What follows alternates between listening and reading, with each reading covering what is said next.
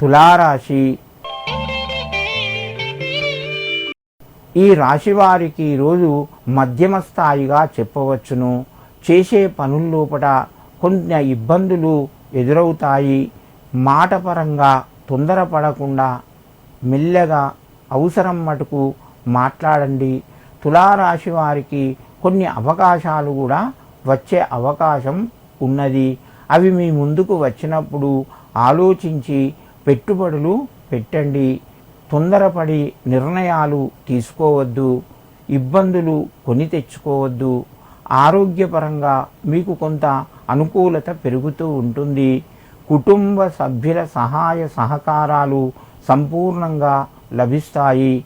తులారాశి వారు ఈరోజు శ్రీ మహాలక్ష్మీ నమః అని చెప్పి అమ్మవారు నామాన్ని చదువుకొని నమస్కరించి మీ పనులు ప్రారంభించండి. మీకు మరింత శుభయోగం కలుగుతూ ఉంటుంది. వృశ్చిక రాశి. ఈ రాశి వారికి ఈరోజు కొంత అనుకూలంగా చెప్పుకోవచ్చును. ప్రయత్నాలు ముందుకు వెళ్తాయి. శుభవార్తను వింటారు. పిల్లల ద్వారా ఆనందాన్ని పొందే విషయాన్ని వింటారు. ఆరోగ్య పరిస్థితులు మధ్యమ స్థాయిగా ఉన్నాయి. ప్రయాణాలు కొన్ని వాయిదా పడే అవకాశాలు కూడా ఉన్నాయి. బంధువుల నుంచి సహకారము సంపూర్ణంగా లభిస్తూ ఉంటుంది. నూతన వస్తువులు కొనే ప్రయత్నం కొనసాగుతూ ఉంటుంది.